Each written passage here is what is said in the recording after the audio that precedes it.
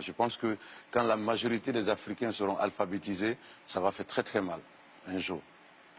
Est-ce que ça se pourrait, ça, une Afrique unie et solidaire qui parle d'une seule voix? C'est indispensable. Une seule force politique, une seule force économique. C'est la seule solution. Vous savez, l'Afrique détient toutes les richesses dont les pays occidentaux ont besoin pour continuer leur développement. L'uranium, le café, le cacao, le fer, le diamant. On a tout ce dont les pays occidentaux ont besoin pour continuer le développement. Et il se trouve aujourd'hui que c'est un paradoxe. Continent très très riche, population très très pauvre. Ouais. Voilà, nos matières premières sont pillées, etc. Et donc, c'est quand on parlera d'une seule voix. Vous savez, la Côte d'Ivoire seule produit 40% de la production mondiale de cacao. Le Ghana, le pays voisin de la Côte d'Ivoire, produit 20%. Donc, rien que les deux pays, 60. Ça fait 60. Donc, des chocolats que vous retrouvez dans les supermarchés un peu partout dans le monde, il y a 60% qui viennent de ces deux pays.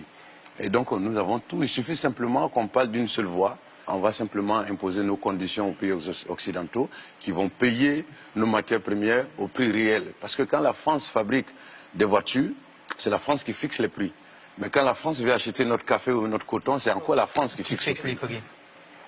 Les Africains sont plus nombreux que les Chinois. Alors, s'ils parlaient d'une seule voix, il y aurait un pouvoir incroyable. Est-ce que les Africains sont au courant de ce pouvoir-là?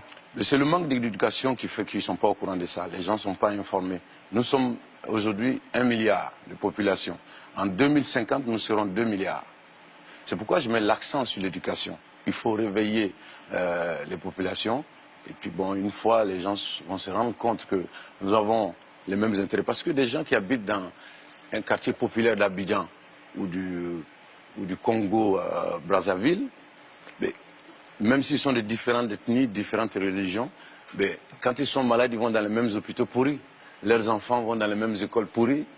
Donc il suffit simplement, au lieu de se taper dessus, parce qu'on est de religions différentes ou d'ethnies différentes, il suffit de se donner la main pour imposer au gouvernement la construction des structures de santé potable ou des écoles.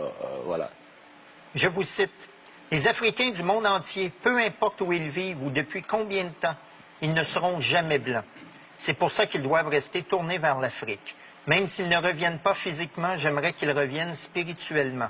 En Occident, les Noirs ont lutté pour s'intégrer à la société qui est majoritairement blanche et ils y réussissent de plus en plus. Vous en pensez quoi? Je pense que de toute façon, notre place est en Afrique.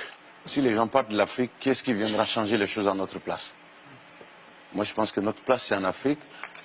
En même temps, bon, on a le droit de bouger, puisque quand vous êtes Canadien ou Français, vous décidez d'aller à Bamako ou en Côte d'Ivoire, vous vous levez, vous faites votre bagage. 3 jours après, vous êtes à Bamako ou à Douala, au Cameroun.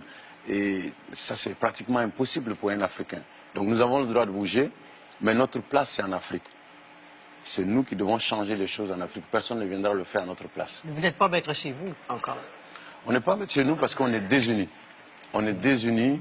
On a été divisés depuis très longtemps et ça a été fait exprès. On a été divisés pour nous affaiblir. Mais à partir du moment où on s'est rendu compte que tout ça, ça a été fait exprès, il faut simplement se rapprocher, il faut s'unir pour faire face à toute cette situation.